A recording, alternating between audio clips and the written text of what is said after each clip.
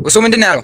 እናመልካታለን ያለው ልንገርህ አዳምጥ። እኔም ወደ አረጋግጥ አሁ መጽሐፉ እንደምታመልኳት እኮ ትክክል ነው። ደግሞ የት ነው ማርያም አምላክ ለመሆኗ የት ነው አለ መጽሐፉ ላይ ላሳይ። እሺ ልናገር ቆይ አንዴ እሱ እስኪ መጽሐፉ ላይ አውጣው። መጽሐፉ ላይ አውጣው አይደለም እኔ ተናገርኩታለሁ አይደለም ሌላ መለፍለፍ አይፈልግም። ልለፍልፍላችሁ ልድገምና ከዛ አውሩ ችግር የለውም።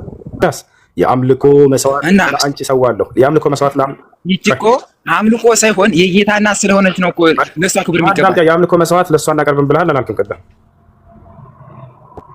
አንድ ጊዜ አንተ ሁሱ አንድ ሜት አድርገህ እባክህን። የአምልኮ መስዋዕት ለማርያም አናቀርብን ብለሃል አላልክም? ቀደም የተነሳ ብያለሁ እና ያውና የአምልኮ መስዋዕት ለአንቺ ሰዋለሁ ይላል ብያለሁ በሚገባ ይሄን ታረስ የአምልኮ መስዋዕት በደንብ አድርጋችሁ ታቀርቡላታላችሁ፣ ትገዛታላችሁ፣ ትሰግዱላታላችሁ። ለማርያም ለአንቺ እገዛልሻለሁ አለ፣ እሰግድልሻለሁ አለ። የአምልኮ መስዋዕት ነው ለአንቺ እናቀርብልሻለን ይላል። ግን ማርያምን አናመልካትም ብለው ይሸመጥጣሉ። ልጅ ግን ከታች ያለው ትክክለኛ ኦርቶዶክስ ነው። ምን አለ? እኛ ማርያምን እናመልካታለን። እንዴት አንገዛላትም? ፈጣሪ ተገዛላትን እንዴት ማትገዛላትን? የታዘዛትን ትገዛላታላችሁ። አዎ አንተ እኮ አንድ ቃላት ብቻ ፈጣሪ እኮ ታዟታል። ይታገስ። ኦፍ ኮርስ አንተ የምታምንበት እኮ በራስህ ነው። ሰላም እንዴት ናችሁ? ሰላም ነው። አማን ነው አለን አልሐምዱሊላህ። እኔ አንድ ጥያቄ ልጠይቅ ነበር የገባሁት። እሱም እናንተ አንድ አምላክ ብላችሁ ታመልካላችሁ፣ እኛ ደግሞ ማርያምን እናመልካለን። የኦርቶዶክስ ነኝ። እሺ ምን አይነት ተቃራኒ ነው ያለው? አስረዳኝ። ማርያም ሰው ነች አትመለክም። ነገር ግን እውነቱን ነው እሱ። አዎ ሰው ናት። ብዙ ክርስቲያን እናመልካት የሚላሉ ግን እንደሚያመልኳት መጽሐፉ ላይ ተጽፏል። ማርያም መመለክ አይገባም በፍጹም ስህተት ናት። መርየም አለይሃ ሰላም ደግ ነች፣ ጻድቅ ነች። እሺ አንድ ነገር ልናገር። እሺ ማርያም መጀመሪያ አዳምና ሔዋን አለ አይደለም? አዳምና ሔዋን በሰማይ ቤት እንደነበሩ ሔዋን ታሰስታለች፣ አዳምን ወደ ምድር ይጣላሉ። ከዛ በኋላ ወደ ምድር እንደተጣሉ ፈጣሪ ያን ኃጢአትክን በሌሊት ልጅ መጥቼ አድናለሁ አለው አይደለም? ይሄን ታሪክ ታውቃለህ? ውሸት አይደለም። ማስረጃ ካለ አሳየን። ዋሽታችሁ አንደሱ ብላችሁ መጽሐፍ ቅዱስ ላይ በፍጹም ከልጅ አይደለም። እኔ አንዳንድ ግለሰብ በእምነቴ ያን ያህልም ጠንካራ አይደለሁም።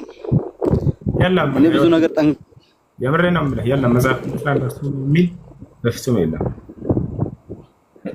ከታሪክ ተመለስ፣ ወደኋላ ተመልሰህ ማየት ነው። የለም እኛ እኮ የተፈጠርነው ሁላችንም ከአዳምና ከሔዋን ነው አይደለም እንዴ? እኔ ከልጅ ልጅህ ተወልጄ አድናለሁ ያለበት ቦታ የለም መጽሐፍ። እሱን እኔ በታሪክ ያኔ ዩቲዩብ ላይ እንደዚህ ሰርች አድርጌ ስለምገባ አንዳንድ ነገሮች ያለው እንጂ ያን ያህል አስተምሮ ላይ ጠንካራ አይደለሁም። ስለዚህ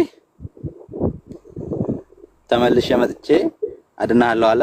እሱም ከማርያም ከወለደ ማርያምን አክብሮ የመጣ አምላካችን ማርያምን እኛ የማክበር ትልቅ ግዴታ አለብን። ስለዚህ ማርያም ለኛ ትልቅ ቦታ አላት። ስለዚህ ደግሞ አንድ ነገር ብመክረህ ደስ ይለኛል። ስለዚህ አሁን በኢትዮጵያ ላይ ኦርቶዶክስ እና እስልምና እጅና ጓንት ነው።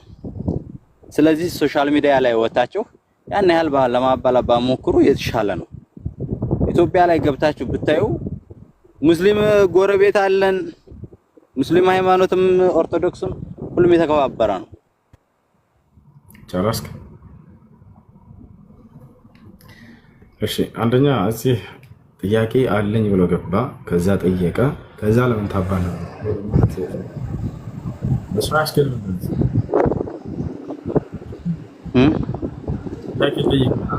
ማርያምን ለምን ታመልካታለህ? ማርያምን አምልኮ የሚል ትምህርት አለ መጽሐፍ ቅዱስ ላይ። በልጅ ልጅ ተወልጄ አድናለሁ ብሎታል አዳምና እግዚአብሔር። አላለም አላለም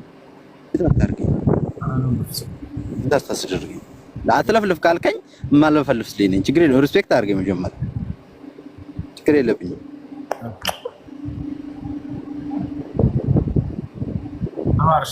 መናገር ካለብን ንገረኝ። በኋላ ነው ከልጅ ልጅ ተናገረው። ካላመንክ ያው ከላይ ያለ አንገባ ልጅ ነው። ሰላም ይሁን እሱ እንዳለ ማመን ታሪክ ላይ ግባ ለመዛፍ ክርስቶስ ነው ያለው። እሺ ከላይ ያለሽው ሰላም ሰላም ነው። ሰላም ሰላም እግዚአብሔር ይመስገን። ሰላም ናችሁ? አለን። አዳምን ከልጅ ልጅ ተወልጄ አድናለሁ ብሎታል እግዚአብሔር።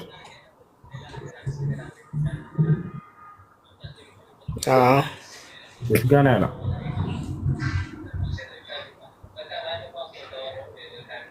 ቆይ መጽሐፍ ቅዱስን አውጥቼ እነግርሃለሁ ብሎታል። እሺ ከታች ያዕቆብ እስከዛ ድረስ መጽሐፍ ቅዱስ ውስጥ ያዕቆብ አለ። አሎ እሺ ጥያቄ አለ? እስቲ ብዙ ጠያቂም ስላለ እስከያወጣ ድረስ ነገረ ድህነትን በኢስላም ንገረኝ።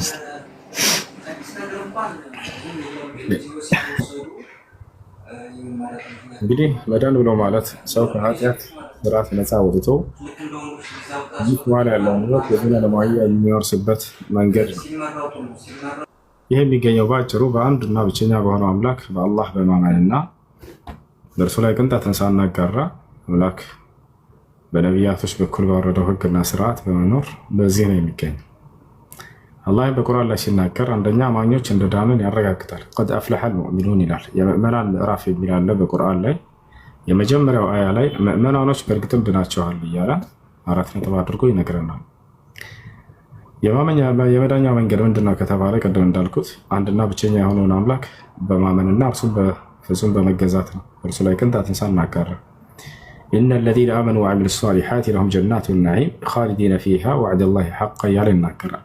እነዚያ በእኔ አምነው መልካምን የሰሩ ሰዎች ለእነርሱ የገነት ጸጋ ተዘጋጅታላቸዋለች፣ በእርሷም ውስጥ ለዘላለም ዘውታሪዎች ናቸው እያለ ይህ የእኔ የአላህ ቃልም እውነት ነው እያለ ይናገራል።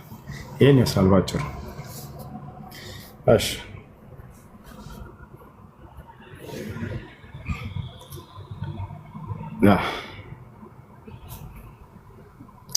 ያዕቆብ አለ።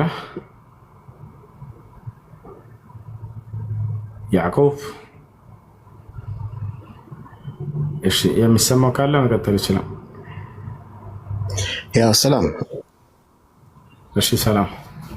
የሆነ ጥያቄ ነበረኝ በአንድ አያ። እሺ ፈቃደኛ ከሆንክ ልጠይቅህ።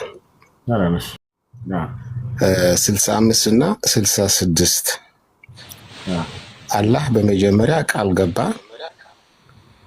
ሙእሚኖቹ ሊያሸንፉ እንደተሸነፉ ግን መሐመድ ቢጠይቀው ለአላህ ወይም ለመሐመድ ቢጠይቁት አላህም አላወቀም ነበር ድካመኞች እንደሆኑ ብለዋል።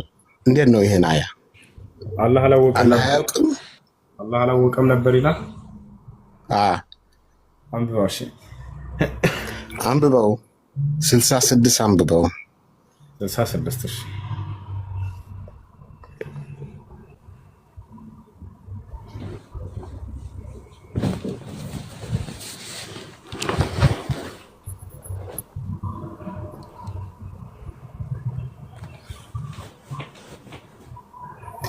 ماشي. الآن خفف الله عنكم وعلم أن ضعفنا عند نيت أدرس قتل تጨርሰው 66 አዳምጥ ነይት አድርግ። አላህ አላወቀም ብለሃል። ምን ያክል ቀጣፊ እንደሆንክ ላሳየህ ነው። ቀጥሎ አንተ ያንተ አላህ ነው ቀጣፊ እና ለስርዓት ይዛችሁ ብታወሩ ቢያንስ እኛን ተሳደቡ ችግር የለውም። ስለ አምላክና ስለ ነብይ ስለ ሃይማኖት ስለ መጽሐፍት ስታወሩ በስነ ስርዓት አውሩ። እሺ ኮሜንት ላይ አንድ ሙስሊም እንዳትናገሩት እንዳትሳደቡ ዝም በሉ። ምን ያክል ውሸታው ናቸው የሚገርባቸው ወላሂ ላዚም አላህ ያቅም ይላል አለ። ተመልከቱ አልአነ ኸፈፈ አላሁ ዐንኩም ወዐሊመ አነ ፊኩም ضዕፈ እያለ ይናገራል። እሺ አሁን አላህ ከእናንተ ላይ አቀለለላችሁ 66 ላይ በእናንተ ውስጥም ድክመት መኖሩን አወቀ። ስለዚህ ከእናንተ 100 ታጋሾች ቢኖሩ 200ን ያሸንፋሉ። ከእናንተም 1000 ቢኖሩ በአላህ ፍቃድ 2000 ያሸንፋሉ። አላህ የት አድርጉ። አሁን እዚህ ጋር አላህ ያቅም የሚለው የት ነው ያለው? ለምን ተዋሻላችሁ? ቢያንስ የሚሰጧችሁን ነገር እርግጠኛ ሆናችሁ አትስማቸው። ቀጣፊ ዲያቆናት ናቸው ያሏቸው ብለው ለዚህ ነው ወረበል ከዕባ። እናንተ እውነት እየመሰላችሁ ነው የእነሱን ፍልስፍና ሲነግሯቸው ቁርአኑ ላይ ያለ መስሏችሁ ነው አይደል? እያመናችኋቸው ወላሂ ስትመጡ ትወረዳላችሁ። እያሻችሁ ነው። አላህ አወቀ ነው እንደውም የሚል ያለው ማለት ነው። ወዐሊመ እያለ ቃል በቃል አላህም አወቀ እያለ አይ አላህ አያውቅም የሚል አለ ይላል። ያዝና ነው ላሳያችሁ። አላህ ማወቀን የሚል ነው ጭራሽ እንዳለ ያለው 66 ነው ያለው ሱረቱል አንፋል። ያው ሱረቱል አንፋል 66 አሁን አላህ ከእናንተ ላይ አቀለልላችሁ በእናንተ ውስጥም ድክመት መኖሩን አወቀ ይላል። አይ አላወቀም አያውቅም አላህ የሚል ያለው እያለ ግን ይናገራሉ። አላህ ሙስተዓን። ጥያቄ አለ ይጠይቅ። ይቅርታ አንድ ጊዜ ይታገስ። አንድ ጊዜ ላውራ ይታገስ። አቤት ኦርቶዶክስ ነህ? ቅድም ማርያም አምላካችን ነች አልኸው። ምን ላይ አንብበህ ነው? ምን ላይ ነው? ላ አምላካችን አላልኩም። ተሳሳተ። እናመልካታለን ያለው አምላካችን ናት። አምላካችንን ታመልካታለን ማታመልካታለን እሱ አላለም እንዴ? እናመልካታለን። አንድ ነገርሽ አብቀኝ አንዴ ያስተካክልልህ ያለው ምንድን ነው? እኔ የተናገርኩት አንድ ጊዜ አንዴ የተባልኩ አንዴ ቆይ አምላክ ማርያም አምላካችን ናት ነው ያልከው። እኔ ሰምሆ መስሎኛል እንደዛ። እናመልካታለን ነው ያለው። እሱ ምንድን ነው ያለው? እናመልካታለን ነው ያለው። ልንገርህ አዳምጥ። እኔም ወደ አረጋግጥኩት። አዎ መጽሐፉ እንደምታመልኳት እኮ አዎ ትክክል ነው። ደግሞ የት ነው ማርያም አምላክ ለመሆኗ የት ነው አለ መጽሐፉ ላይ አለ። ላሳይ። እሺ ልናገር ቆይ አንዴ እሱ እኔ ማስረጃ እስኪ መጽሐፉ ላይ አውጣው። መጽሐፉ ላይ አውጣው። አይደለም እኔ ተናገርኩት አለው አይደለም? እኔ ተናገርኩት አለው አይደለም? ሌላ መለፍለፍ እኮ አያስፈልግም። ልለፍልፍላችሁ ልድገምና ከዛ አውሩ፣ ችግር የለውም። ቆይ እሱ ቆይ ይታገስ። እኔ መጀመሪያ ታልኩት እኔ አዳምና ሔዋን መጀመሪያ የፍጥረት መጀመሪያ የሰው ልጅ ዘር ናቸው አይደለም? ስለዚህ ወደ ምድር ሲላኩ ፈጣሪያችን ምን አለ? በልጅ ልጅ መጥቼ አድናሃለሁ አለ። አይደለም መጀመሪያ ያልኸው ማርያም አምላካችን ናት።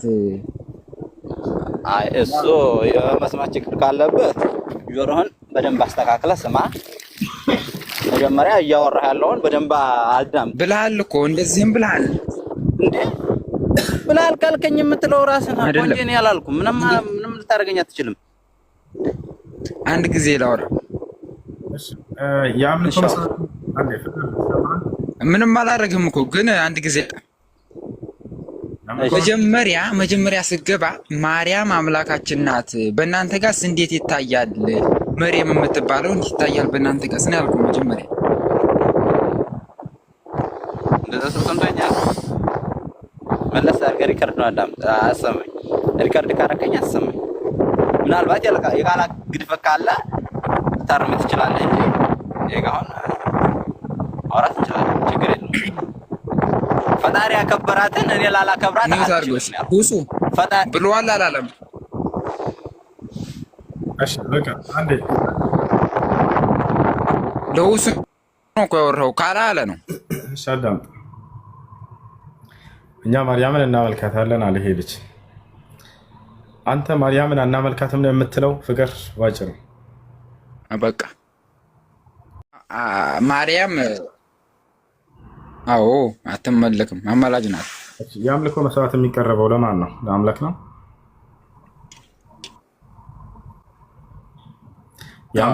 የአምልኮ መስዋዕት ለማርያም ታቀርባላችሁ አታቀርቡ?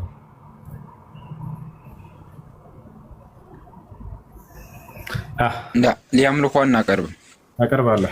እሷ አምላካችን በስጋና ደምን ተካፍሎ እና የአምልኮ መስዋዕት ታቀርባላችሁ። ያው ማስረጃ እንዚራ ስብሐት ያው እነዝጋር ምን ይላል? እመቤቴ ማርያም ሆይ አንብበው አንዴ ድምፅን ከፍ አድርገህ አንብበው። ፍቅር አንብብ ራስህን። ምን ተማያመጣው መጽሐፍህ ነው አታነብም? አንተ እኮ ነው ያመጣው። አንብበው እንጂ እኮ አንብበው፣ መጽሐፍህ ነው። መጽሐፌም ነው ብዬም አላምንም። ነገር ግን እኔ የጠየቅኩት እሱን ነው። በቃ ና እመቤቴ ማርያም ሆይ ተቅስ የሚባለውን ያለ ማስረጃ ስለወራ ያው ማስረጃ አለው ላሳይህ። አሁን ምን አልክ? የአምልኮ መስዋዕት አናቀርብም ለማርያም ብለሃል። ያውና ምን ይላል? እመቤቴ ማርያም ሆይ የኢያሪኮ አበባ ቡቃያ አንቺ ነሽ፣ አውሎ ንፋስ ያላበላሸውም ደም ግባትሽም ያማረ ነው። ለአንቺም የምስጋና እጅ መንሻ አቀርባለሁ፣ በመፍራት እገዛልሻለሁ። ያ ሰላም! መገዛት ብቻ አይደለም ለማርያም በመስገድም እጅ ነሳሻለሁ። ያ ሰላም! ይሰግዱላታል። ሌላስ? የአምልኮ መስዋዕት ለአንቺ ሰዋለሁ። የአምልኮ መስዋዕት ይህች እኮ አምልኮ ሳይሆን የጌታ እናት ስለሆነች ነው እኮ ለእሷ ክብር የሚገባ። የአምልኮ መስዋዕት ለእሷ እናቀርብም ብልሃል አላልክም? ቅድም አንድ ጊዜ አንተ ሁሱ አንድ ሜት አድርግ እባክህን። የአምልኮ መስዋዕት ለማርያም አናቀርብም ብልሃል አላልክም? ቅድም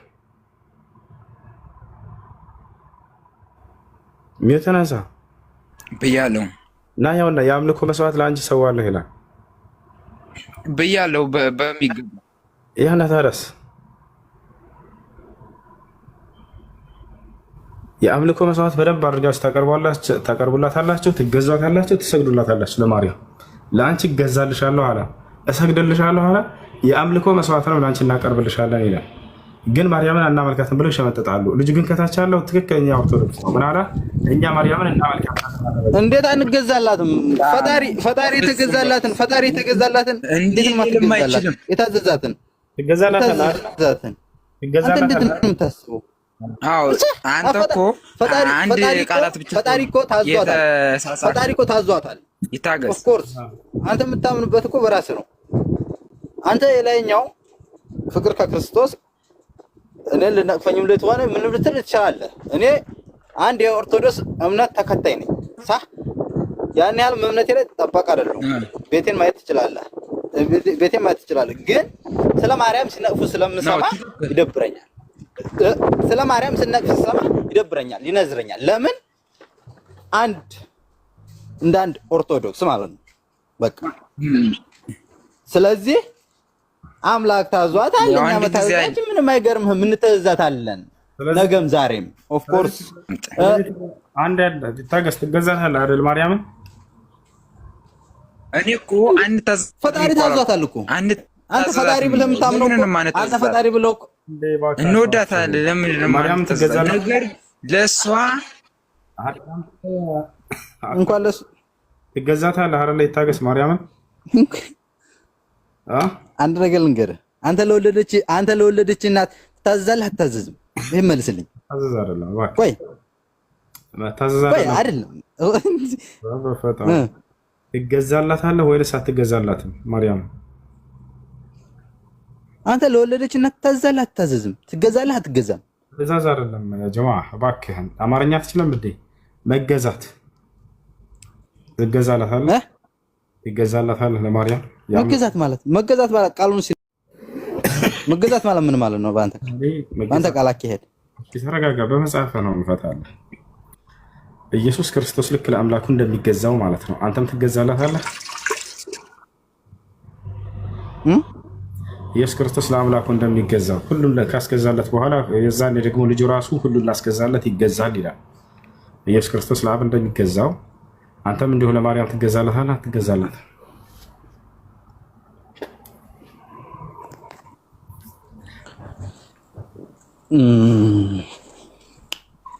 ይሄ ጋር አሁን አንተ እኔ ላውራ ነገሩ ሄደሽ በሚገባ ነው የምንገዛላት። በሚገባ ለምን? የጌታችን እናት ስለሆነች ልንገዛ ይገባናል። ነገር ግን አምልኩኝ እኔ ከጌታችሁ የበለጡ ነኝ እናንተ እኔ ማምለክ አለባችሁ ምናምን የሚለው ውሸት ነው። አንተ ያልኸው ማለት ነው። እዚህ ላይ ማርያም አምልኩኝ ብላል እያለ ማርያም የአምልኮ መስዋዕት ታቀርባለህ አታቀርብም? የአምልኮ መስዋዕት ለማን ነው የሚቀርበው? ስለው ቅድም ለአምላክ ብቻ ነው አለ። ለማርያም የሚቀርበው ነው አለ። ለማርያም የአምልኮ መስዋዕት ታቀርባለህ ወይ ስለ አላቀርብም ብለህ ነበር አይደል? ለአምላካችን ብቻ ነው አምልኮ የሚሰገደው። የአምልኮ መስዋዕት ለማርያም ታቀርባለህ አታቀርብም? አዎ ለማርያም አላቀርብም። እንግዲህ መጽሐፍ እንዝራ እንደዛ ይላል። እሺ ለማንኛውም አላቀርብም። እሺ ማርያም በአዳም በኩል የመጣው ኃጢአት አለባት የለባትም? በእርሷ ላይ ኦፍኮርስ አለባት። እንደ አንድ ሰው ናት። እንዳንተ እንደኔ እንደ ሔዋን ዘር እንደ አንድ ሰው ናት። ስለዚህ እሷ በሃይማኖቷ የጸናች በአንድ ክርስቶስ የምታምን አንድ ሴት ናት፣ ድንግል ናት። ስለዚህ ማርያም ላውራ ልጨርስና ታወራለህ። ኃጢአተኛ ነበረች። ስለዚህ ፈጣሪ ኢየሱስ ክርስቶስ በሷ ላይ ወርዶ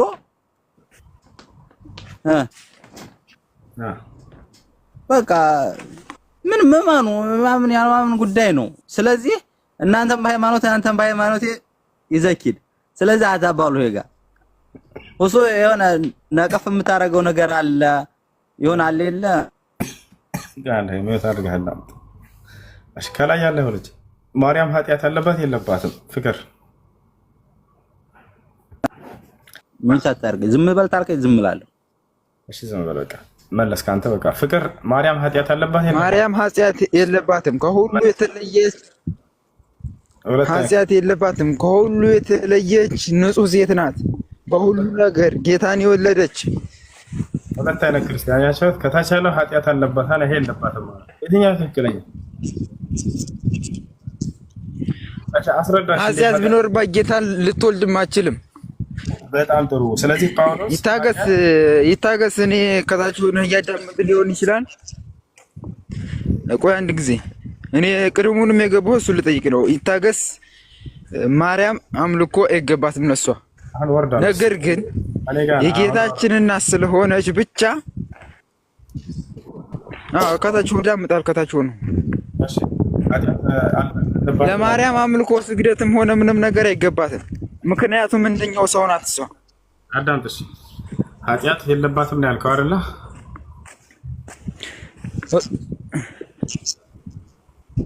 አሎ ይስተማል? የተናንሳ ኃጢአት የለባትም ነው ያልከው? ከሴቶቹ ሁሉ ተለይተሽ አንቺ የተባረክሽ ነሽ ብሏት። ኃጢአት ቢኖርባት ልጆች ከኔ ጋር ነው የሚቆራረጠው። ከማን ጋር ነው?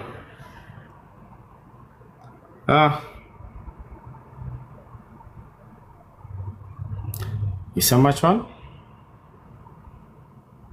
አላህ እሱ ይሰማል። ከሱ አይሰማም? እሺ ኔቴን አስተካክለው። የአዳም ልጅ ነች አይደለችም? ማርያም በአዳም በኩል ነው የመጣችው አይደል?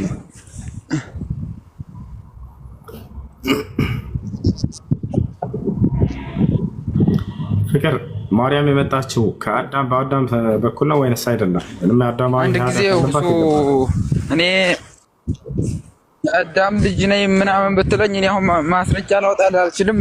ስራ ላይ ስለሆኑ ስለ ራስህ ጠይቀኝ ታልኸኝ እኔ እጠይቅሃለሁ። እኔ ቅድም የገባሁት እሱን ለመንገር ነበር። ይታገስ። ስለዚህ ልጅ ትወርዷል። አንተ የምትጠይቅበት ምክንያት ካለ እኔ ልጠይቅህ። ስለ ሃይማኖትህ መመለስ ከቻለ ትመልሳለህ። ማርያም ኃጢአት የለባትም ብለሃል። እርሷ የአዳም ዘር ነች ወይንስ አይደለችም?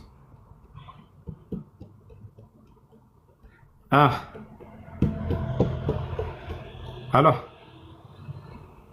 እሺ፣ ጥያቄ ልጠይቅህ። መልስ። ይሄን የጀመርከውን ማርያም ኃጢአት የለባትም ብለህ መልሰሃል አይደል? ቀጥል። የአዳም ዘር ነች አይደለችም? ዘለቀ። አሎ ሻምበል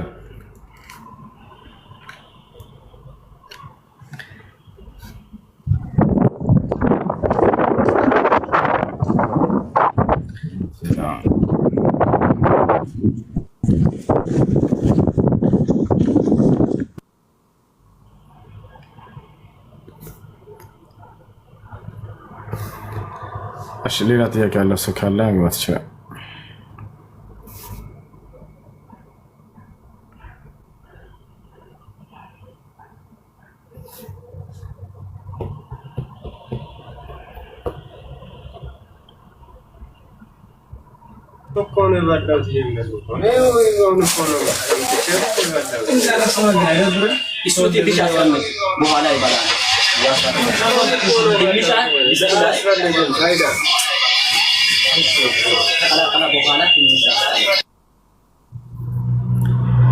ገበያ ውስጥ ናቸው እንዴ?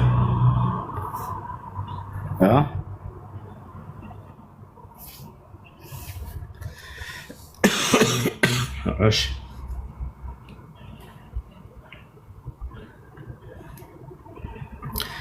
እሺ صابر أنت موجود؟ السلام عليكم ورحمة الله. وعليكم السلام ورحمة الله وبركاته. እሺ ሳቢር ቀጥል። ክርስቲያኖች ካላችሁ ቦታቸው ሳቢርን ተወያዩት። ጎበዝ ልጅ ነው። ብዙ ትማሩበታል። ዋለይኩም ሰላም ማለት ነው።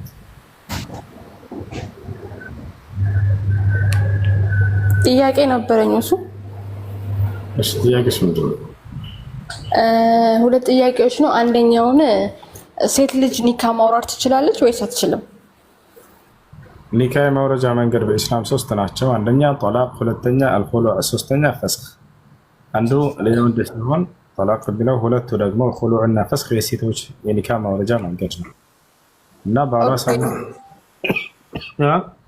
ኦኬ አሁን ማለት ነው እሱ እኔና ባሌ ማለትም ተረጋጊ እህት አንዴ ቀስ በይ። የኒካህ ማውረጃ መንገድ ስንት ናቸው? ሶስት ናቸው። አጦላቅ፣ አልኹሉዕ ወልፈስኽ። ጦላቅ የሚለው የወንድ ሲሆን ኹሉዕ እና ፈስኽ የሚለው ሁለቱ የኒካህ ማውረጃ መንገድ ደግሞ የሴቶች ናቸው።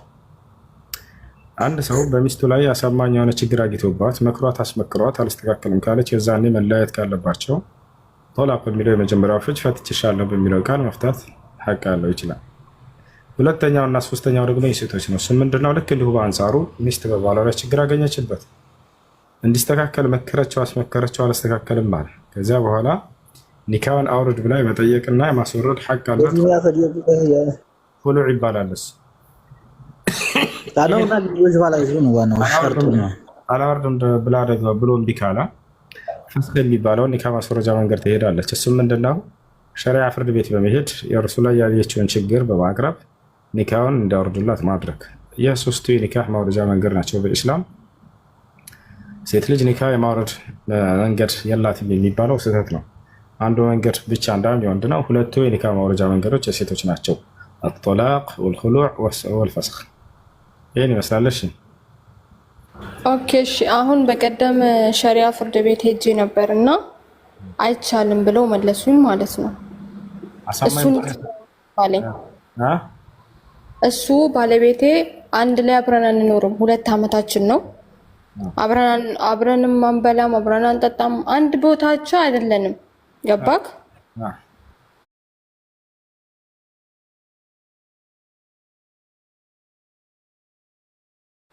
ጭራሽ በቃ እንደ ባልና ሚስት ራሱ አንተያይም።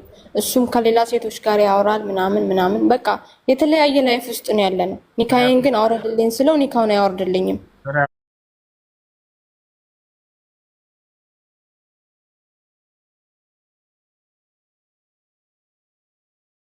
ፍርድ ቤት ምን አለ? ሸሪዓ ፍርድ ቤት ስንሄድ እሱ ካልፈቀደ ማውረድ አይቻልም ማለት፣ እሱ ደግሞ በተአምር አላወርድም ማለት። ተሳስተዋል። ምን አይነት ጃሂል ሸሪዓ ፍርድ ቤት! ሀገራችን ላይ አብዛኞቹ ዝም ብለው ከጫተራ ሰብስበው ከተዋቸው መሰለኝ።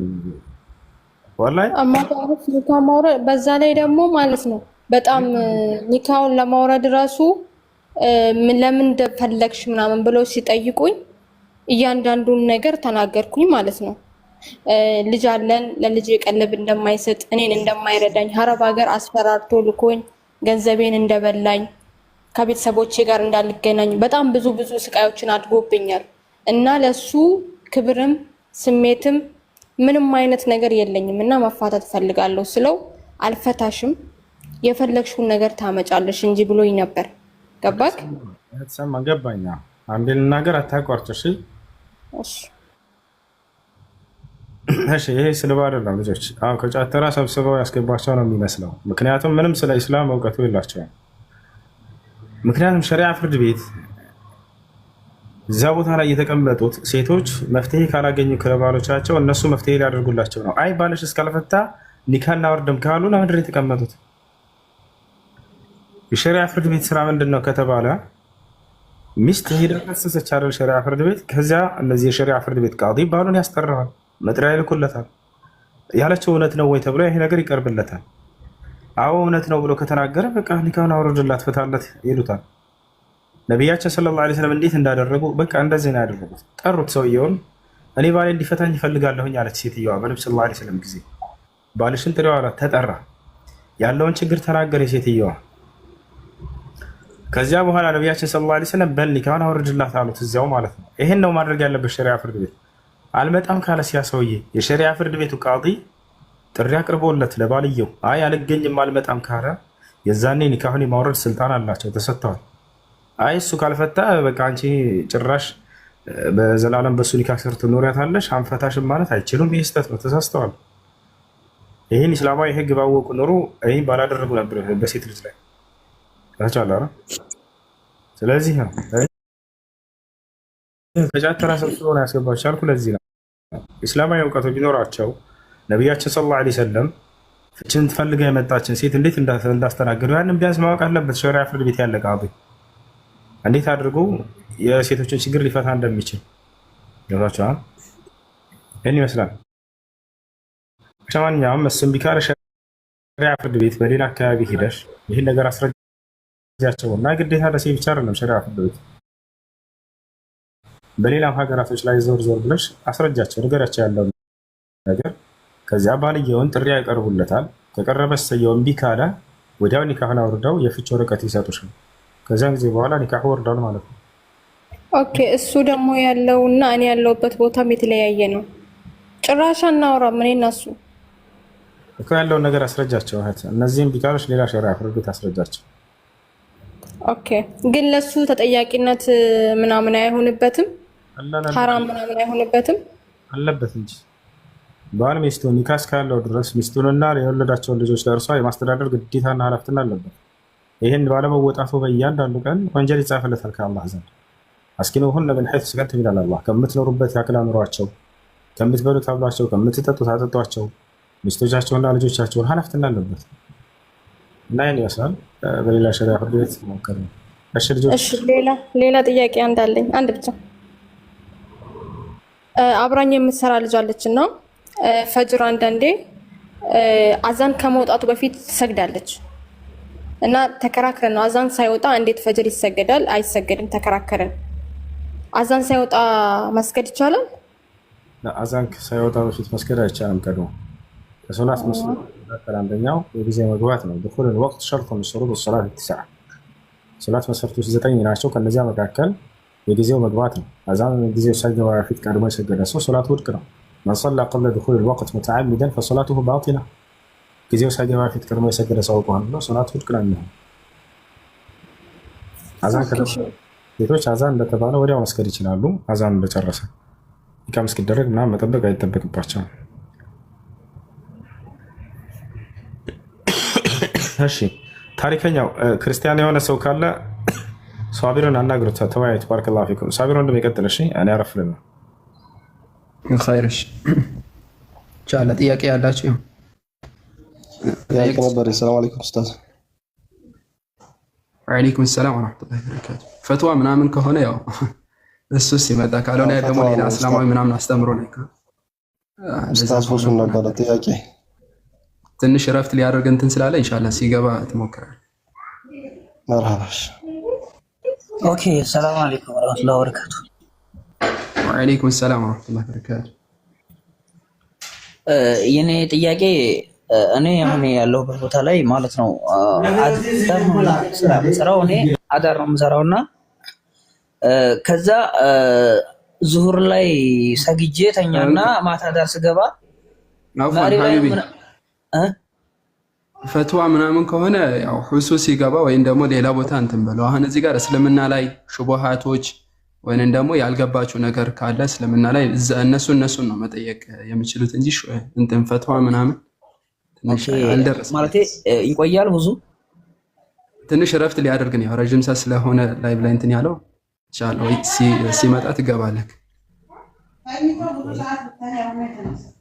እስልምና ላይ ሹቡሃቶች የሚነሱ ወይ እንዲሁም ደግሞ ሌሎች ጥያቄ ካላችሁ ጋኒኖች እንደዚህ ጥሩ ነገር ጥሩ ስራ ይሰሩ ወይ? ሶስተኛ ደግሞ በቁርአን ላይ እኛ የሚል አለ። እኛ ፈጠርናቸው እኛ እንደዚህ ያደረግና ይላል። ስንት ፈጣሪ ነው ያለ? እኛ ከሁለት በላይ ያለ ነገር ነው አይደል? ስለዚህ ስንት ፈጣሪ ነው ያሉ? አንድ አላህ ነው የሚባል የሚሰማኒ አይደል? ጨረሽ ነው መልስልሽ። ይሄ ነው ጥያቄ። እሺ ይሰማሻል? ሄሎ ይሰማሻል ወይ? ሄሎ ሄሎ ይሰማል ወይ? ይሰማሻል? መስመር ነበር ምንድነው የምትላት? ይሰማል? ሄሎ ሄሎ አይሰማም ወይ?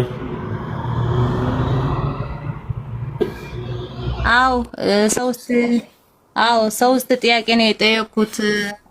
ትንሽ አማርኛ ትንሽ ይከብደኛል፣ ይቅርታ። ችግር የለውም። ይሰማሻል ወይ ነው? አዎ ይሰማል። ትንሽ የኔትወርክ ችግር አለ መሰለኝ። እሺ እሱ ይሰማል አንተ? አዎ አሁን የተሰማ ነው።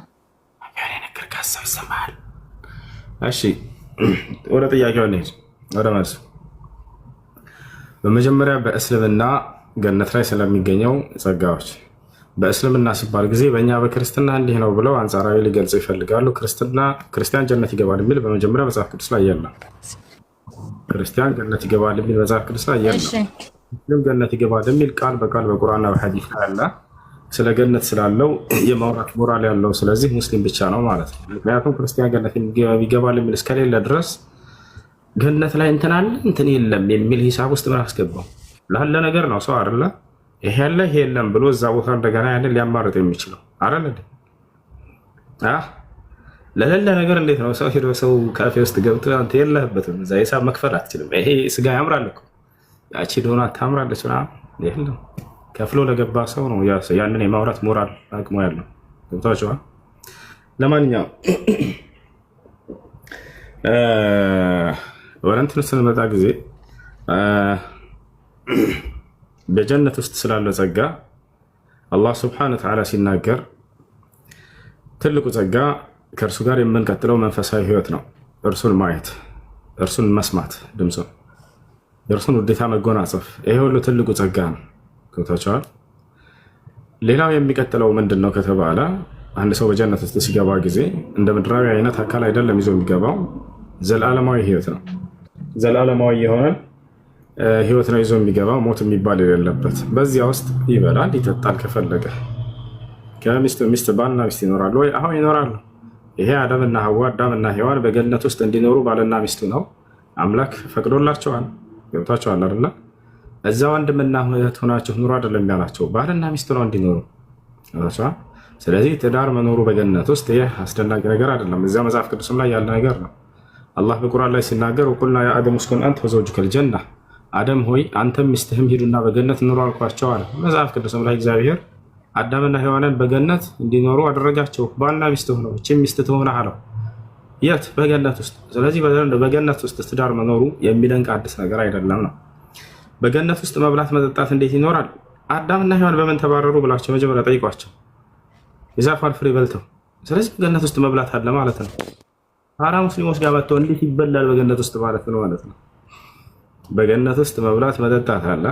ስለዚህ በገነት ውስጥም ትዳር አለ። ይህ በኢስላምም በእኛነት ያለ ነው። ምን መሰላችሁ? ሌላው ነገር የጠየቀችው አላህ ስብሐነሁ ወተዓላ እኛ ይላል። እኛ ሲል ጊዜ አላህ ስብሐነሁ ወተዓላ ስንት ስለሆነ ነው የሚል ጥያቄ ነው።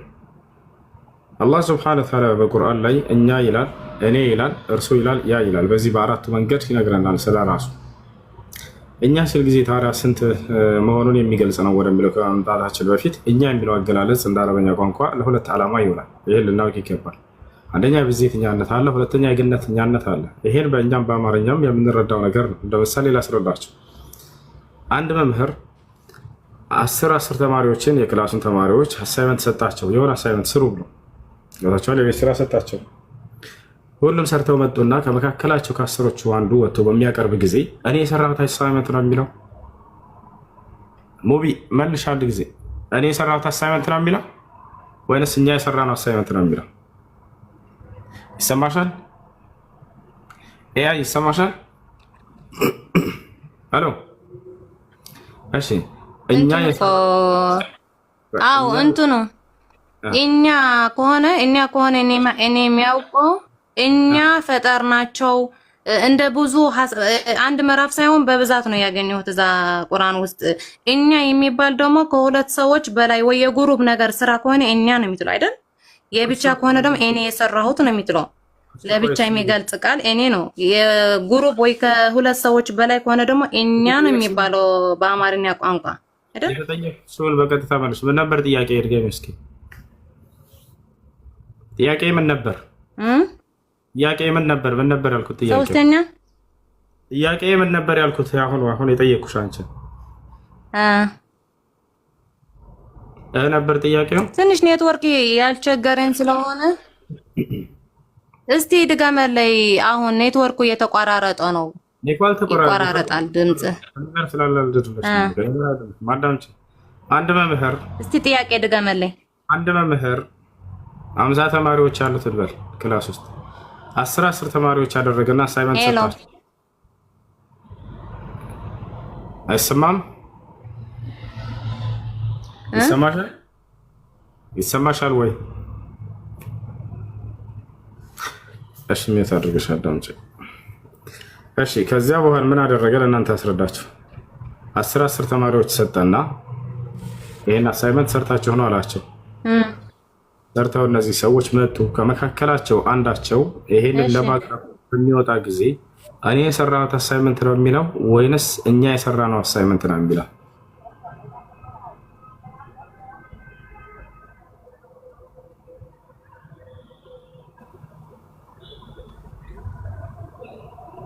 እሺ ሚውት አድርጊ። እኔ የሰራሁት አሳይመንት ነው የሚለው ልጆች ምንድነው የሚለው? እኛ የሰራነው አሳይመንት አይደለም። እኔ የሰራሁት አሳይመንት አይደለም ወይንስ እኛ ነው የሚለው? እሺ ከኔ ጋር አይደለሽም። አብረህ የምትነግራት ሰው ካለ አውራኝ አንተ በግልጽ ጣና አንድ ልጅ አይደለህ እንዴ? እኛ ይላል። አስራ አንድ ከሆነ እኛ የሰራኝ ነው የሚለው። አዎ እኛ ይላል። አያችሁ አይደለ? ግን ይሄ ሰው ነጠላ ነው አይደለም ወጥቶ እየተናገረ ያለው ነጠላ ነው ብቻውን ነው።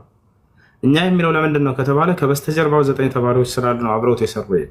እኔ የሰራው አሳይመንት ሳይሆን የሚለው እኔ የሰራሁት ማነው እኛ የሰራነው አሳይመንት ነው የሚለው። ይህ ምን ይባላል? የብዜትኛነት ይባላል። ብዙ አካሎች ሆነው ሳሉ አንድን ስራ ሰርተው ከመካከላቸው አንዳቸው ያን ስራ በሚያቀርብ ጊዜ የሚገልጽበት አገላለጽ እኛ የሰራነው አሳይመንት ብሎ ይናገራል። ይህ የብዜትኛነት ይባላል። ሁለተኛው ደግሞ የግነትኛነት ነው። ይህ ማለት ደግሞ ምንድን ነው? አንድ አካል ብቻውን ሆኖ ሳለ ገናና ስራዎችን ታላላቅ ስራዎችን ሰርቶ ግነቱንና ክብሩን ልቅናውን ለመግለጽ እኛ እንዲህ አድርገን ብሎ የሚናገረው ነገር ነው። ታዲያ የአላህ ስብሐነ ወተዓላ የትኛውን ነው የብዜትኛነት ነው የመጀመሪያው ወይስ የግነትኛነት ነው የሚለውን እኛ ሳልሆን የምንወስንለት ራሱ ይንገረን በቁርአን ላይ። አላህ ስብሐነ ወተዓላ የብዜትኛነትን አስቦበት ነው ከእርሱ ጋር ሌሎች ስላሉ ነው ወይስ የግነትኛነትን አስቦበት ነው? ብቻውን ሆኖ ታላላቅ ገናናዎችን ስራ ስለሰራ ነው። ሄደን ስናይ ጊዜ በብዜት ነው እንዳንል አላህ ስብሐነ ወተዓላ አንድ ብቻ ነው ብሎ ዘግቶታል። ብዜት እንዳልሆነ ቁል ሁወ አላሁ አሐድ በል እርሱ አላህ አንድ ነው አለ። በቃ በሌላ ቦታ ላይ አላህ ስብሐነ ወተዓላ በሱረቱል በቀራ ላይ ወኢላሁኩም ኢላሁን ዋሂድ ላ ኢላሃ ኢላ ሁወ አርረሕማኑ ረሒም ይላል። እኔ አምላካችሁ አላህ አንድ ብቻ ነኝ ከእኔ በስተቀር ሌላ ማንም አምላክ የለም እያለ ይዘጋዋል። እሺ ሁለት ሊሆን ይችላል ወይ ብለን ጥያቄ እንዳናነሳ ሁለትን አንስቶ ሁለት አይደለሁም በፍጹም ብሎ ዘግቶታል። እሱ ነው ሱረቱ ነህል ላይ ምን ይላል? وقال الله لا تتخذوا إلهين اثنين إنما هو إله واحد فإياي فارهبون አለ። ሁለት አምላክ አድርጋችሁ አትያዙኝ እኔ አንድ አምላክ ብቻ ነኝና እያለ አላህ ሱብሓነሁ ወተዓላ ይናገራል። ሶስት ነው ብለን እንዳናስብ ልክ እንዲሁ ስላሴ ነው ብለን እንዳናስብ ሶስት ወይንም ስላሴ የሚለውን አንስቶ ተቃውሞታል። እኔ በፍጹም ስላሴ ሶስት አይደለሁም ብሏል። አላህ ይህን ሲናገር በሱረቱ ኒሳ መጨረሻው ገጽ ላይ ምን ይላል? ወላ ተቁሉ ሰላሳ ኢንተሁ ኸይረን ለኩም ኢነማ አላሁ ኢላሁ ዋሂድ አለ። ሶስት ወይንም ስላሴ አትበሉኝ ከዚህ ንግግራቸው እንዳም ተቆጠቡ እኔ አንድ ብቻ ነኝና ብሎ ዘጋው። ስለዚህ አላህ ሱብሓነሁ ወተዓላ የብዜትኛነት እንዳልሆነ በርካታ ቦታ ላይ ሁለትንም ሶስትንም እያነሳ በፍጹም እነዚህን አይደለሁም እኔ አንድ ብቻ ነኝ ከእኔ ከአንዱ ጋር ማንም ሌላ የለም እያለ ዘግቶታል ማለት ነው። አላህ ሱብሓነሁ ወተዓላ ክብሩና ልቅናው ለመግለጽ እንጂ እነዚህን እየተናገረ ያለው እርሱ ብዜት ስላለው አይደለም ማለት ነው። እሺ ለመሆኑ አላህ ራሱን በነጠላ ይናገራል ወይ? አዎ በነጠላ ይናገራል። በተለይ ስለማንነቱ ስለምንነቱ ሲናገር እኛ ብሎ አይናገርም። የሚገርማችሁ ስለሰራቸው ድንቅ ስራዎችና ስለዋላቸው ጸጋዎች ብቻ ነው እኛ የሚለው። የነዚህ ታላላቅ ጸጋና የነዚህ ታላላቅ ፍጥረታት ባለቤት እርሱ ክብሩን ለመግለጽ እንጂ ስለማንነቱ ቢናገር እኛን አምልኩን ቢል ይሆናል። ይሄ ለምሳሌ ሱራ ጣሃ ላይ ኢነኒ አነ አላህ አለ ላ ኢላሃ ኢላ አነ ስለራሱ ሲናገር እኔ አላህ ነኝ እኛ አላህ ነን ይላል? በፍጹም አይልም። እኔ አላህ ነኝ በነጠላ ነው የሚናገረው ስለራሱ። በብዜት የሚናገረው ስለ ስራዎችና ስለ ዋላቸው ጸጋዎች ነው በነቢያቶች ላይ። ኢነኒ አነ አላህ እኔ አላህ ነኝ ላ ኢላሃ ኢላ አነ ከእኔ በስተቀር ሌላ ማንም አምላክ የለም ፈዕቡድኒ እኔም ብቻ ተገዛኝ አለ። ያችሁ በሌላ ቦታ ላይ ስለ ራሱ ሲናገር ምን ይላል? አለም አዕሀድ ኢለይኩም ያ በኒ አደም አላ ተዕቡዱ ሸይጣን ኢነሁ ለኩም ዐዱውን ሙቢን ወአን ዕቡዱኒ እኔም ብቻ ተገዙኝ هذا صراط مستقيم ይላል። በሌላ ቦታ ላይ ያ ዒባዲየ አለዚነ አመኑ ኢነ አርዲ ዋሲዐቱን ፈኢያየ ፈዕቡዱን አለ። ፈኢያየ ፈዕቡዱን እኔም ብቻ ተገዙኝ ይላል። ወኢያየ ፈርሀቡን ይላል። ወኢያየ ፈተቁን እኔም ብቻ ፍሩኝ እኔም ብቻ ተጠንቀቁ እኔም ብቻ ፍሩኝ እኔም ብቻ ተገዙኝ እያለ ስለ ራሱ ስለማንነቱ ሲናገር እኔ በሚል በነጠላ ብቻ ነው የሚናገረው። ስለዚህ ያ በብዜት የሚናገረው ስለ ታላላቅ ፍጥረታቶቹ ስለዋላቸው ጸጋዎች ብቻ እንጂ ስለማንነቱ በፍጹም አይደለም። እሺ ይህን ይመስላል።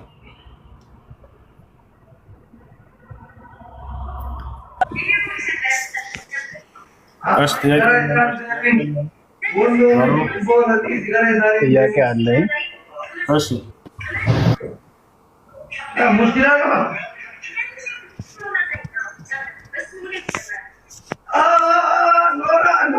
አዱ ጥያቄ አለኝ።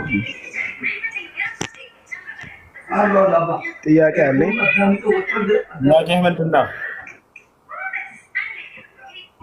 ተፈቀደልኝ? ተፈቅዶልሃል? ኦኬ። አሁን ክርስቲያኖች ገነትን ይገባሉ የሚል ቦታ አለ ወይ? እንደዛ ነው መሰለኝ አልኩኝ። ኦኬ። እኔ አለ ባይ ነኝ። እንደዛ የሚል ቦታ አለ ባይ ነኝ። ስለሰማሁ ነው ስታወራ። የቱ ጋር ነው ያለው? ዮሐንስ ወንጌል ምዕራፍ 3 ከቁጥር 16 ድረስ ክርስቲያኖች ገነት ይገባሉ የሚል ቃል አለ እዛ ላይ። አዎ ትልቁ ላይ ላድርገው። እሺ አውጣ ላንብብ። አውጣው እና እንየው። ክርስቲያኖች ገነት ይገባሉ የሚለውን ቃል ነው ይፈታ። ኦኬ ላንብብ። አታንብበው። አውጣና እንየው። እያወጣሁ ነኝ እኮ ድረስና ተከታተል። አልከታተል። አውጣውና እዚህ እንመለከታለን። ችግር የለም። እሺ አውጣው። ማውጣት አትችልም? ማውጣት አልችልም። እሺ አንብብልን። ያውጣና እናንብብ። እሺ በእርሱ የሚያምን ሁሉ የዘላለም ሕይወት እንዲኖረው እንጂ እንዳይጠፋ እግዚአብሔር አንድያ ልጁን እስኪሰጥ ድረስ ዓለሙን እንዲሁ ወዷልና። ማን ጠየቀህ? ዓለም በልጁ እንዲድን ነው እንጂ በዓለም እንዲፈርድ እግዚአብሔር ወደ ዓለም አላከውምና። በእርሱ የሚያምን አያፍርበትም። በማያምን ግን በአንዱ በእግዚአብሔር ልጅ ስም ስላላመነ አሁን ተፈርዶበታል ይላልና እሺ ክርስቲያኖች የሚለው ቃል የስ ክርስቲያኖች የሚለው ቃል አለ እሱ ጋር በእርሱ የሚያምን ማለት ምን ማለት ነው? ክርስቲያኖች የሚል ቃል አለ ወይ? ኦኬ ክርስቲያን ማለት ምን ማለት ነው? ኢየሱስ ክርስቲያኖች አለ ወይ? አዎ አለ። በእርሱ የሚያምን ማለት በእርሱ የሚያምን ክርስቲያን ነው። ክርስቶስ ተከታይ ማለት ነው። ክርስቲያኖች ገነት ይገባሉ የሚል ቃል አለ ወይ እሱ ጋር?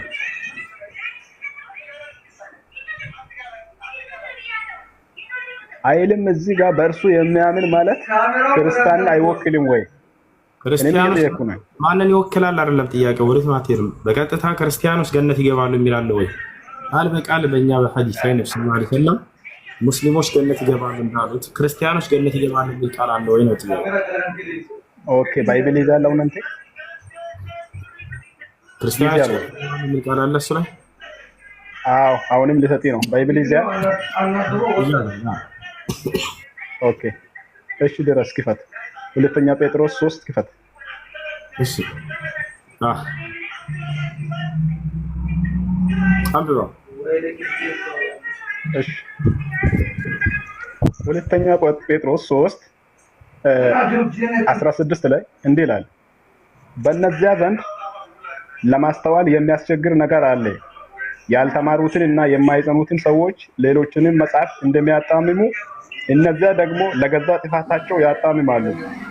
እንግዲህ እናንተ ወዳጆች ሆይ ይህንን አስቀድማችሁ ስለምታውቁ በአመፀኞች ስህተት ተሲባችሁ ከራሳችሁ ጽናት እንዳትወድቁ ተጠንቀቁ ይላል።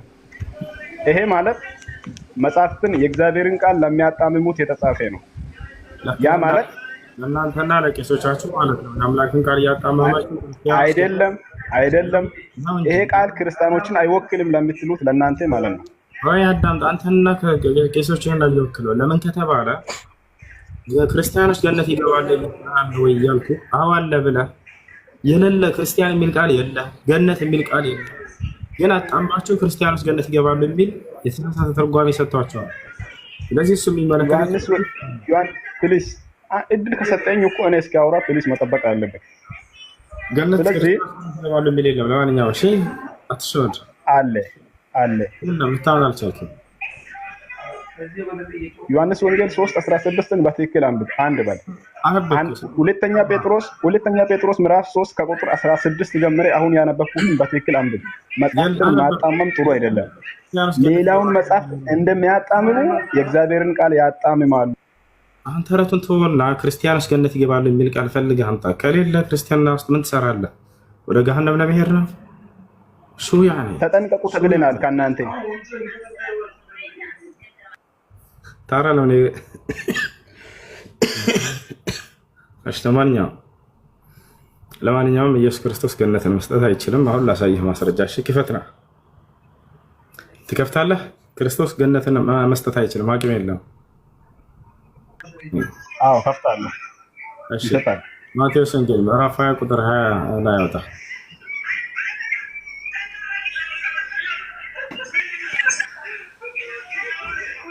አውጣ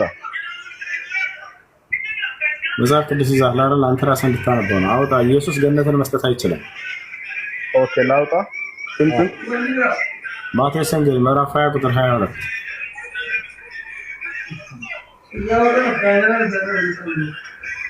ኦኬ ሰላም አለይኩም ተሰለ ዋለይኩም ሰላም ይተሻለናል። ይኸው እንዲህ ይላል ዮሐንስ ወንጌል ምዕራፍ 14 ከቁጥር 2 ላይ በአባቴ ቤት ብዙ መኖሪያ አለ፣ እንዲህም ባይሆን ባልላችሁ ነበረ። የስ ማቴዎስ ወንጌል ምዕራፍ 20 ቁጥር 22 ኢየሱስ መንግስተ ሰማያትን መስጠት አይችልም፣ አቅም የለውም። ራሱ ይናገራል። አውጣ።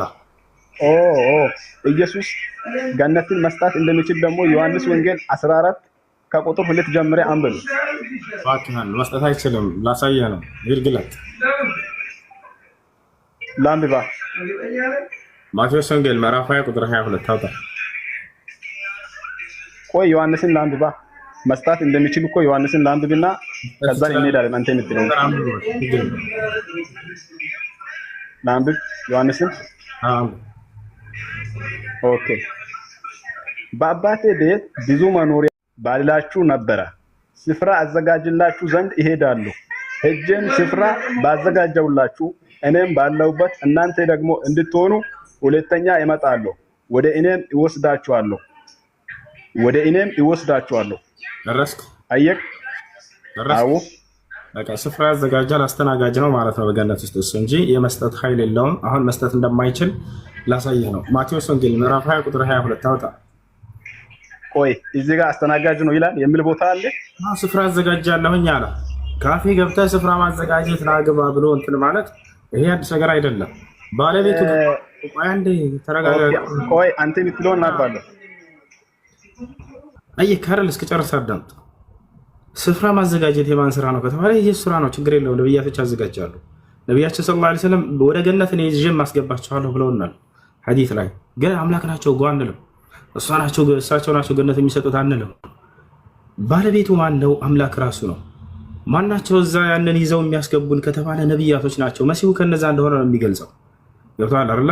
ነገር ግን ያንን የመስጠት ኃይሉ ማን ነው ከተባለ ያንን የገነት ኢየሱስ እኔ መስጠት አልችልም ብሎ ቃል በቃል ተናግሯል እያልኩ ነው። የጌታ ሰው ላሳያለሁ። እሺ አሁን ትከፍታለህ አትከፍትም? ማቴዎስን ሚቱን ላንሳልህ፣ ካልሆነ እኛ ከፍተን እንድናሳየህ ኑ ተመልከቱ። ኢየሱስ መንግስተ ሰማያትን መስጠት አይችልም። እርሱም ጽዋዬን ትጠጣላችሁ፣ በቀኝና በግራ መቀመጥ ግን ከአባቴ ለተዘጋጀላቸው እንጂ እኔ የምሰጥ አይደለሁም ይላል ቃል በቃል። ይሁን መስጠት አልችልም ብሏል ኢየሱስ። እኔ መስጠት አልችልም ብሎ ቃል የመስጠት አቅም የለውም። ጴጥሮስ 3:16 ላይ የተጻፈው ቃል ይሄው ለይን እኮ ነው። መጽሐፍትን ለገዛ ጥፋታቸው ያጣምማሉ ይላል። ለገዛ ጥፋታቸው ማለትም አሁን ኢየሱስ አስተናጋጅ ነው አለ መጽሐፍ ቅዱስ እንደዚህ ይላል። አስተናጋጅ ነው የሚል ቦታ አለ። መስጠት አይችልም ለዛ የሚለውን ቦታ ተፈተለኝ።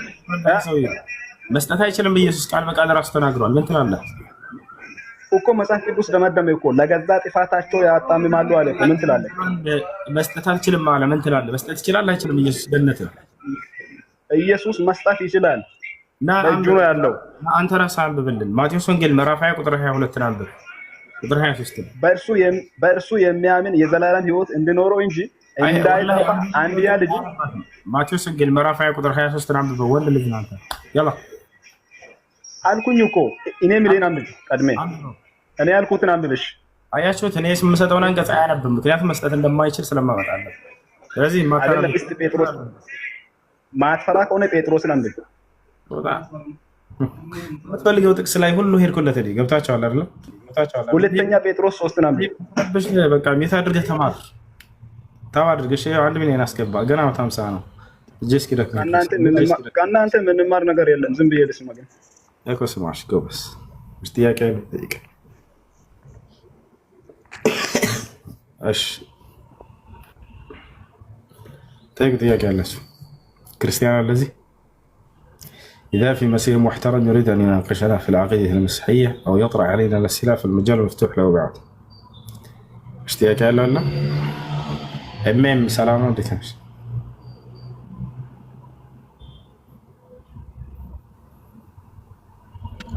أستاذ السلام عليكم. ወለሰ የሚገርማችሁ ክርስቲያኖች ወላሂ እያንዳንዱ ለኢየሱስ ክርስቶስ አምላክ ሊሆን ይችላል ብላችሁ የምታመጣቸው ጥቅሶች ነቢያችን ተናግረዋል። የሚገርማችሁ አሁን ይህን በስፍራ አዘጋጅላችኋለሁ ስላለ አምላክ ነው ብለዋል። ተመልከቱ፣ ገነትን ይሰጣል ብለዋል። የእኛ ነቢይ ሰለላሁ ዐለይሂ ወሰለም ቃል በቃል ይህን ተናግረውታል እያልኳቸው የትንሣኤ ቀን ወደ ገነት ይዤ ያስገባቸዋለሁ ብለውናል። እሳቸው ናቸው ገነትን የሰጡት እንላለን? ላ አይደለም። ከአምላክ ጋር ለምን እናጋራቸዋለን? ክርስቶስ ስፍራ አዘጋጃለሁኝ አለ። ስለዚህ ገነትን የሚሰጠው እሱ ነው። በቃ ይሄ አያስኬድም። እንደዚህ አና አضمن لكم الجنه እያሉ ብዙ ሐዲስ ተናግረዋል። እኔ ገነትን ዋስ እሆናቸዋለሁኝ። ስለዚህ አምላክ ናቸው ማለት ነው። አያስኬድም እንደዚህ። ያ በዚያ በአንዱ አምላክ ላይ ማጋራት ለምን አይሆንም? እንደዚህ እሺ፣ ጥያቄ አለ። ገጠም ወሶ ሰላም አለይኩም። ሶስት ጥያቄ አለኝ። ስለ ቀዳ እንድታስረዳኝ እፈልጋለሁ። ብዙ ጊዜ ተቸግሬያለሁ። መግሪብ እና ኢሻ ላይ ብዙ ጊዜ እንዴት እንደሆነ ብታስረዳኝ። መግሪብ ያመልጠኛል በስራ ምክንያት ምናምን አስከድዬ ፈለግኩ።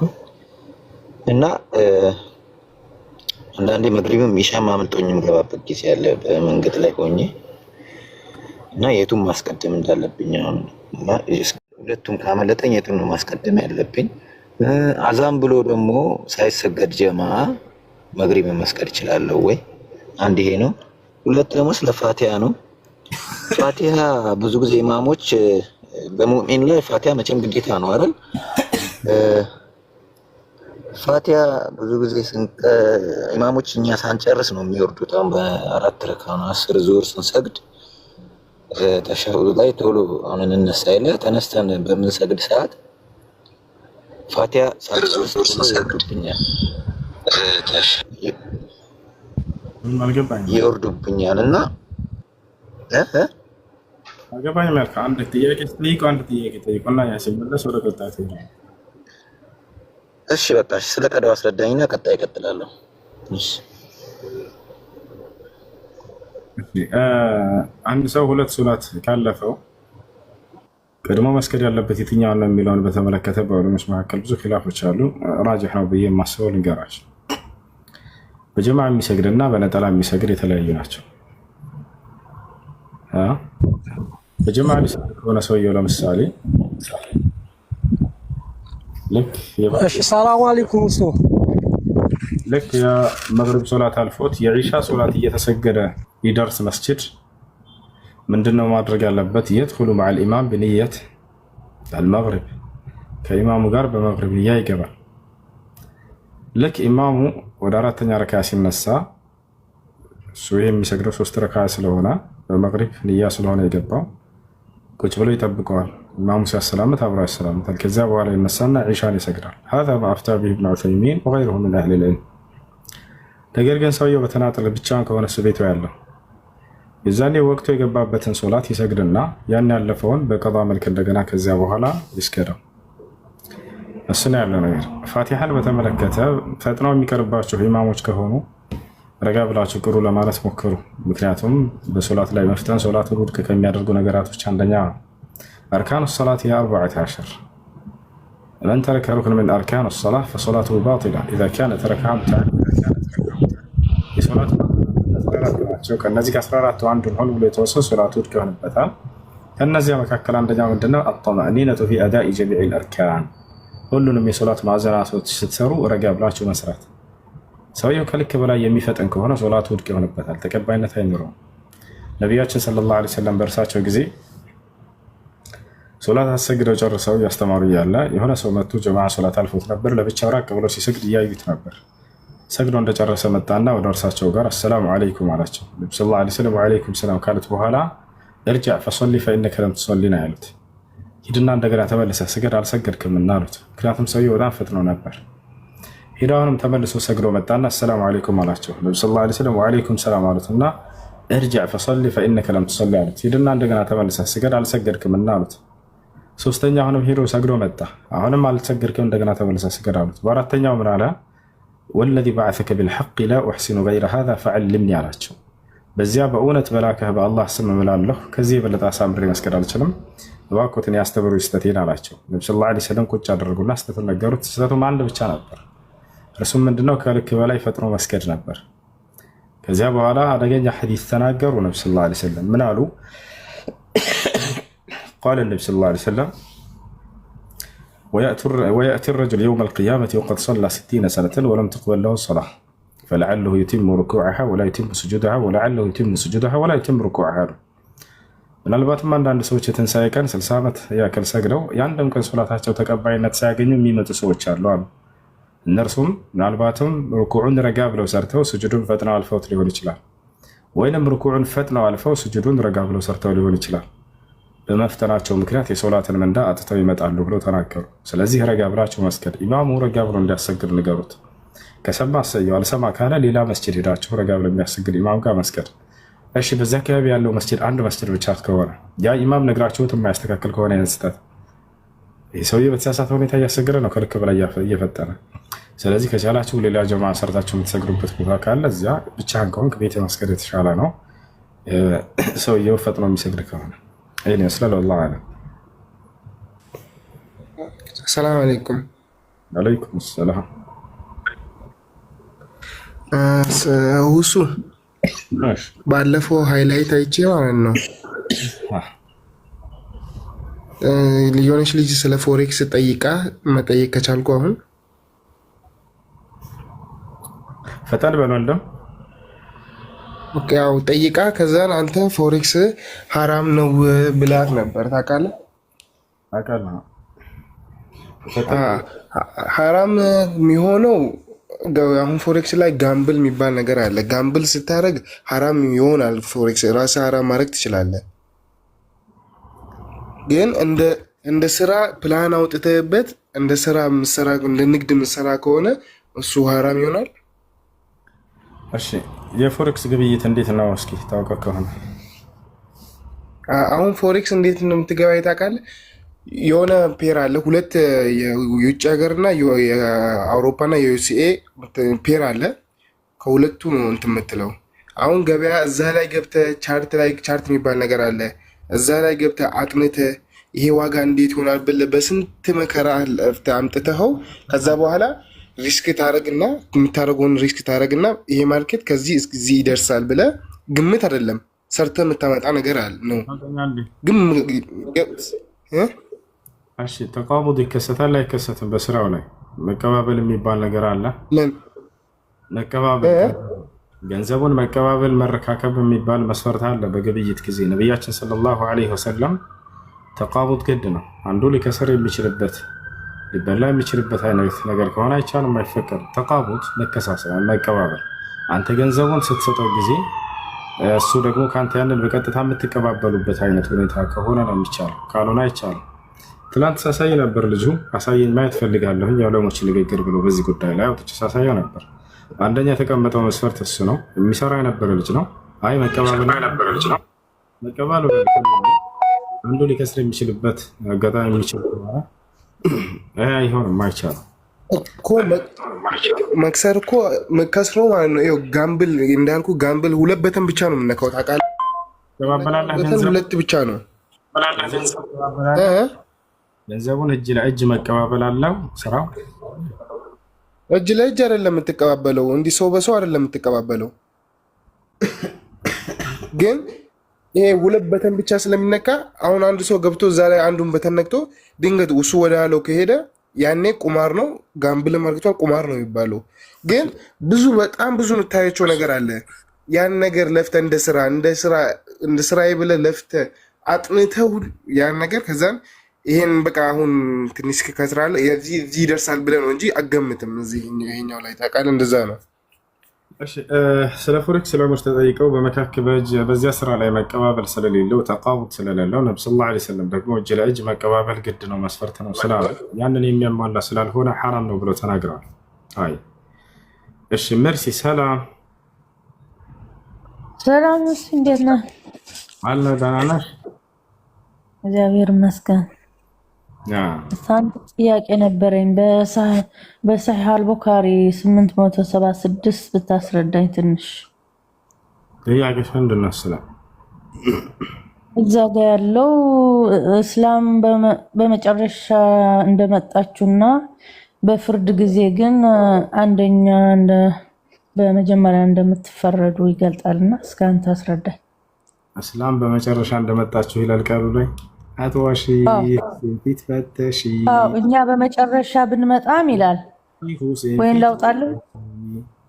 አትዋሺ ሁሴን ፊት መተሺ። ሁሴን የማያውቀው ሐዲስ የለም፣ ለፉከራ አይደለም። እሱ ንገረኝ፣ ምን ይላል ታውቀዋለህ አንተ? እስላም መጨረሻ መጥቷል የሚለውን አሳይ። ነይ ክፈት ፈች። ያው በአማርኛም ተርጉሜዋለሁ። አመጣው ከፍት ልክፈት እንደው ወላሂ የለም። ምን እንደምን ታውቃላችሁ? ነህኑ الآخرون السابقون ነው። ፈች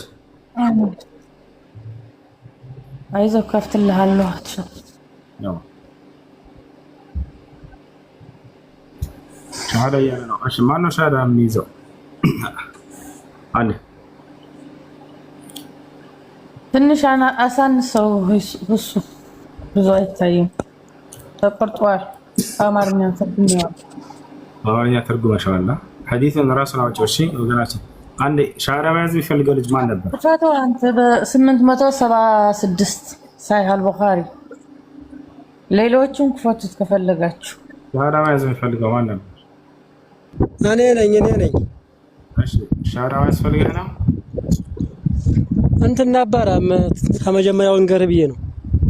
እሺ አንድ ቁጥሩን ንገረኝ አንድ ጊዜ አልሽው 800 صحيح البخاري 876 አይ ቀጥላ ወራሽ እሺ መጀመሪያ ክርስቲያን ነበርኩኝ። እሺ ክርስቲያን እያለሁ ወደ እስልምና መጣሁኝ። ወደ እስልምና ግን ስመጣ ሻሃዳ አልተቀበልኩም ማለት ነው። እስልምና ላይ ከቆየሁ ወደ 20 ዓመት እየሆነኝ ነው። አምነህበት ነው? በአፍህ አልመሰከርክ ምናምን የሚል ላይ ሰምቼ ነው።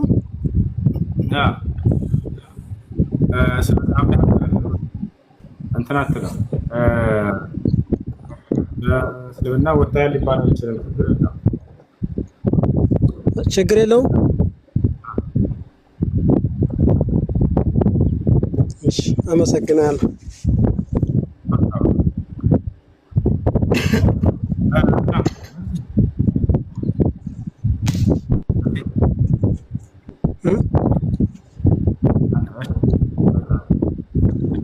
مرسي يسمعشان؟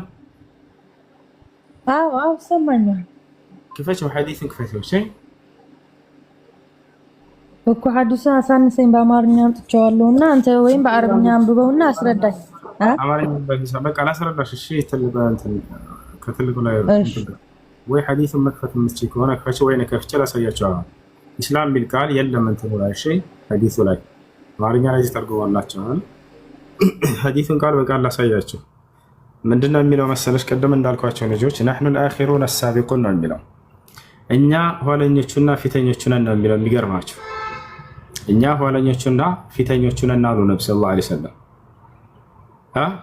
ኢየሱስ ክርስቶስ መጽሐፍ ቅዱስ ላይ ገነት ስለሚገቡ ሰዎች እየተናገረ ነገር ግን ኋለኞቹ ፊተኞች ይሆናሉ ብሎ ተናግሯል። ማናቸው እነዛ ኋለኛና ፊተኛ? ወደፊት የሚመጡት ከሁላችንም በፊት ቀድመውን ገነት ይገባሉ እያለ እየተናገረ ነው። በደንብ ላስተዋለ ሰው ሙሐመድ እና ተከታዮቹ ከትውልድ በኋላ ቢመጡ ነገር ግን የትንሣኤ ቀን ከማንም ከሁላችንም በላይ ቀድመውን ገነት ይገባሉ እያለ እየተናገረ ነው። ኑ ላሳያቸው ሐዲስ ላይ ምን እንደሚል። صحيح البخاري 876 ላይ ምን ይላል? حدثنا أبو اليمان قال أخبرنا شعيب قال حدثنا أبو الزناد أن عبد الرحمن بن هرمز الأعرج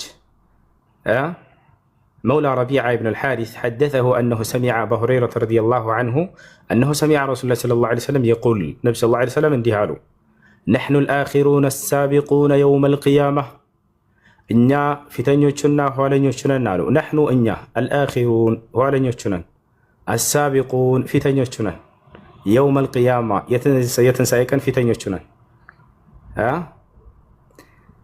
ነቢያችን ሰለላሁ ዐለይሂ ወሰለም የትንሣኤ ቀን ፊተኞች እንደምንሆን ከፊት ቀድመን ገነት እንደምንገባ እየነገሩ ነው። ከኛ በፊት ያለፉንን ትውልዶች እነዚያን ሁሉ ቀድመናቸው ወደ ገነት እንገባለን። እዚህ ዓለም በመምጣት እስከተባለ ኋለኞች ነን እኛ። ያ ማለት የመጨረሻ ትውልድ ነን እኛ። ገብታችኋል? እኛ የመጨረሻ ትውልዶች ነን። ወደዚህ ዓለም በመምጣት ኋለኞች ነን። የትንሣኤ ቀን ደግሞ ፊተኞች ነን እኛ። ከትውልድ ሁሉ በፊት መጀመሪያ ፍርድ ተሰጥቷቸው ገነት የሚገቡት የነብዩ ሰለላሁ ዐለይሂ ወሰለም ትውልዶች ናቸው። من ይላል? بيد أنهم أوتوا الكتاب من قبلنا ثم هذا يومهم الذي فرض عليهم فاختلفوا فيه فهدانا الله. እንግሊዘኛው መክፈት ትችላለህ? ላይ ያለው ላንብብልህ። እንግሊዘኛ ሐዲስ እየዋሸህ እኮ ነው። አልዋሻሁም። ተረጋግሽ ጌታ። አንድ ጊዜ እንግሊዘኛው ውስጥ ክፈተው ላንብብልህ። ያፍረብሽ ምን ትመስላለህ? ፈጣሪ እንግሊዘኛ ሐዲስ አልመጣልንም። እኛ አረበኛ ነው ነብዩ ሰለላሁ ዐለይሂ ወሰለም የተረጎመው። እሱ በእንግሊዘኛ የተተረጎመው ላይ ያለው ምንድነው የምትዋሸው አንተ? እንግሊዘኛ ሐዲስ የለም። ታያቸው ተውለት ክርስቲያኖች እንግሊዘኛ በላይ ያለው ፈተው እውነት አለ። እንባትዋሽ አታጃጅላቸው ህዝቡን። ጄሰስ አለችኝ። ስድብ መስሏል ነው ቻንችለር ጄሰስ ጀዝባና እንደውም አንቺ ነሽ። አይገርምሽም? ድንጋይ ራስ ጀዝባቱ ያለሽ እንዴ ደግሞ ቀዘ አትሳደቡ። ማን ነው አያችሁ አይደለ? ነሕኑ الآخرون السابقون እኛ ኋለኞችና ፊተኞች ነን ይላል። ለማንኛውም ነቢያችን ሰለላሁ ዐለይሂ ወሰለም እኛ ፊተኞችና ኋለኞች ነን ብለው ተናግረዋል። እሺ ጥያቄ ያለው መጠየቅ ይችላል። እሺ ኡስታዝ ጀዛኩሙላህ ኸይረን። አንድ ጥያቄ ልጠይቅና እስኪ ልጨርስ። ምንድነው ጥያቄ? ለምሳሌ ጀማዓ ሰላት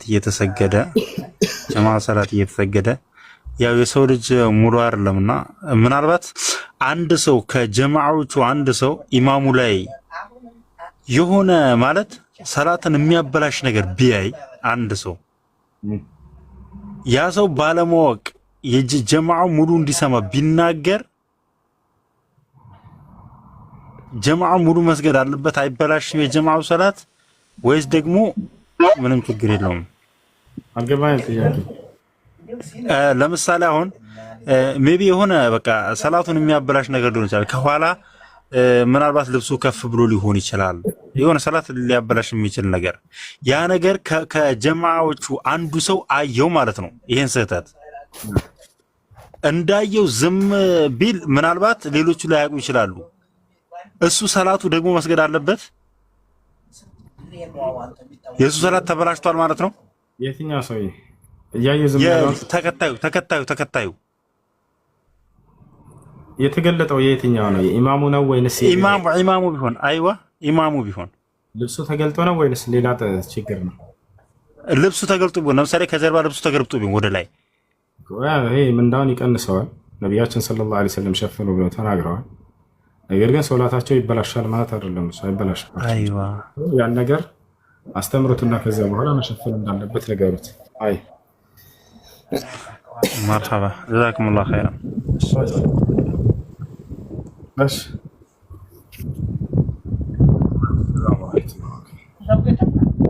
ጥያቄ አለ? ቀጥል